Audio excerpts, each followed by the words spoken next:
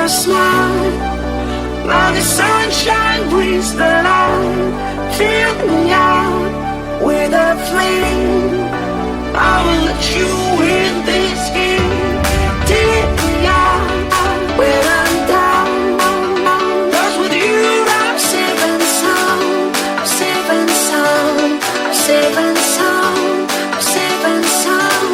I'm safe and sound. I'm safe and sound. I'm safe and sound. I'm safe and sound. I'm safe and sound.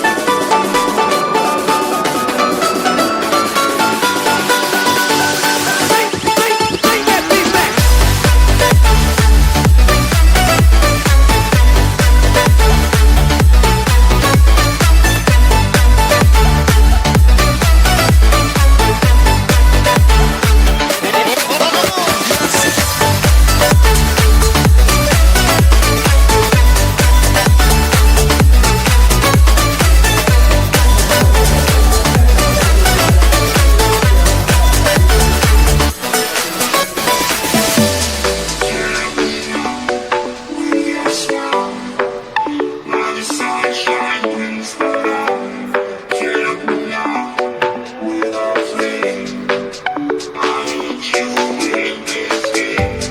Take me out when I'm down. 'Cause with you I'm safe and sound. I'm safe and sound. I'm safe and sound. I'm safe and sound. I'm safe and sound. I'm safe and sound. I'm safe and sound. I'm safe and sound. I'm safe and sound. I'm safe and sound.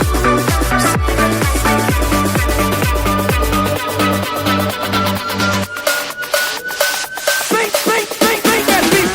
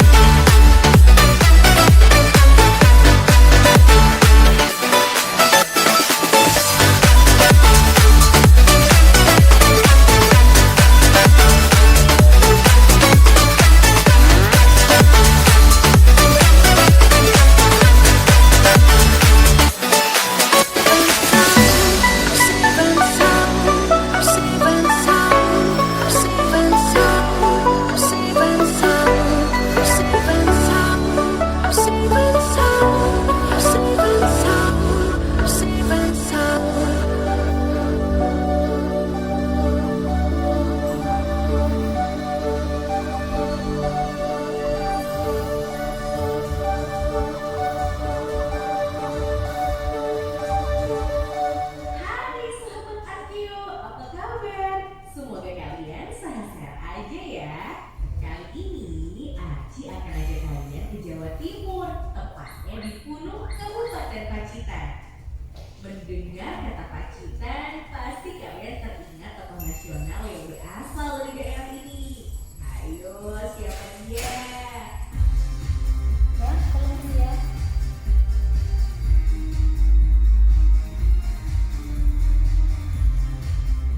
Pacitan adalah sebuah kabupaten yang sebagian besar wilayahnya berupa perbukitan batu cadas atau gamping yang dikenal dengan istilah Gunung Sewu. Ada banyak sekali goa pada bukit batu cadas di Pacitan, sampai-sampai dijuluki kota 1001 goa.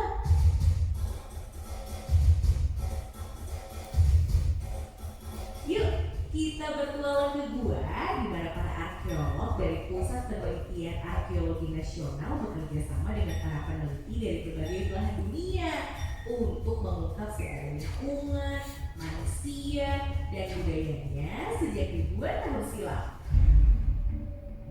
Kita menuju situs Songterus di Kecamatan Gunung Pacitan. Unik ya namanya Songterus. Song di sini bukan berarti lagu. Jadi maksud dari nama Songterus dalam bahasa setempat berarti goa yang tembus pada kedua sisinya. Bentuk gua ini menyerupai lorong dengan panjang mencapai 70 meter dan lebar 15 meter. Ukuran yang cukup luas untuk sebuah gua. 15 besar bisa diparkir berjejer di dalam gua ini.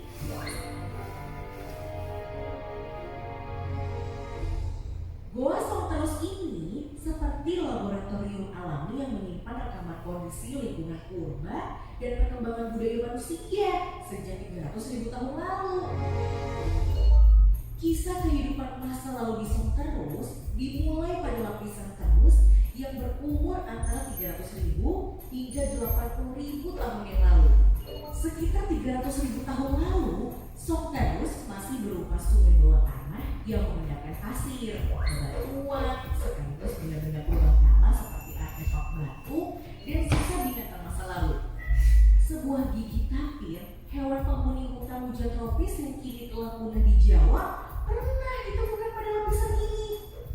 Antara 112.000 hingga 80.000 tahun yang lalu, aliran sungai bawah tanah surut sehingga gua ini mulai kering dan dihuni oleh manusia. Hal ini dibuktikan melalui adanya jejak-jejak aktivitas manusia seperti tulang belulang sisa makanan, serta artefak dari batu rijang yang berwarna kemerahan, serta tepian yang masih tajam. Sahabat Arkeo, kalian mau tahu seperti apakah wujud manusia masa lalu penghuni Songterus dan situs gua lainnya di Gunung? Perawakan dan wajah mereka dapat dipastikan tidak jauh berbeda dengan kita sekarang ini. Di dalam situs Songterus ditemukan kerangka manusia. Seorang pria berusia 40 hingga 50 tahun yang dikubur dengan sikap tubuh meringkuk dan terlipat sekitar 8.500 tahun lalu. Kondisi fisik kerangka tersebut cocok dengan ciri ras Australomelanesis yang hidup antara 10.000 hingga 5.000 tahun lalu.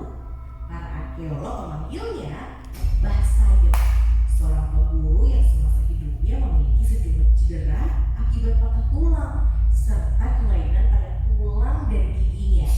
Manusia yang dikubur di situs Songterus itu sedikit berbeda dengan populasi manusia yang hidup menghuni di bagian barat Nusantara sekarang. Jadi manusia yang hidup di Songterus ini adalah keturunan yang diturunkan oleh manusia modern yang pertama masuk ke kepulauan Nusantara ketika air laut menurun dan pulau-pulau yang ada di bagian barat Nusantara itu bergabung menjadi satu, sehingga ada migrasi manusia dari benua Asia masuk ke kepulauan Nusantara yang saat itu tergabung dengan daratan Asia yang ada di utara kita. Manusia yang mencapai wilayah barat Indonesia sekitar 80.000 sampai 70.000 tahun yang lalu itu menurunkan satu populasi yang spesifik yang disebut dengan ras Australomelanesis. Nah, inilah yang menjadi keturunan dari manusia pertama yang menghuni di Pulau Jawa. Setelah itu, antara 4.000 hingga 3.000 tahun yang lalu, muncul populasi lain yang menggantikan Australomelanesis. Mereka adalah ras Mongolit, pendatang baru yang memasuki Nusantara dengan berlayar mengarungi laut lepas. Ciri-ciri ras Mongolit di Pulau terlihat pada rangka manusia dari situs Songkeplek.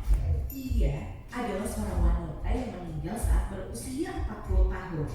Wanita ini dikubur sekitar 3.000 tahun yang lalu. Berbeda dengan masa sebelumnya, wanita ini dikubur dengan sikap tubuh telentang. Ciri-ciri ras Mongolit tampak pada bentuk tengkorak yang membundar dengan dahi dan wajah yang tegak jika dilihat dari samping. Jika dibandingkan dengan ras Australomelanesis, tulang belulang ras Mongolit lebih ringkih dengan ukuran gigi geligi yang lebih kecil. Saat ini, sejumlah ciri fisik dari ras Australomelanesis dan Mongolit pun masih terlihat jelas di antara penduduk Indonesia. Interaksi di antara kedua populasi yang terjadi pada masa lalu menjadi cikal bakal beragamnya penduduk dan budaya di Nusantara saat ini. Berkat mereka, Indonesia dikaruniai kebinekaan, jati diri kebanggaan kita bersama sebagai sebuah bangsa. Jadi, kebinekaan adalah warisan dari para leluhur bangsa ini yang sejatinya sudah berbeda-beda sejak dahulu kala. Nah, sahabat Arkeo, tugas kita sekarang ialah memelihara perbedaan dan persatuan bangsa ini agar Indonesia semakin kuat, maju, dan sejahtera. Seru kan petualangan kita di Pacitan? Next time, sahabat Arkeo akan Aci ajak menjelajahi seluruh pelosok negeri untuk belajar sejarah kebudayaan para leluhur bangsa ini di situs arkeologi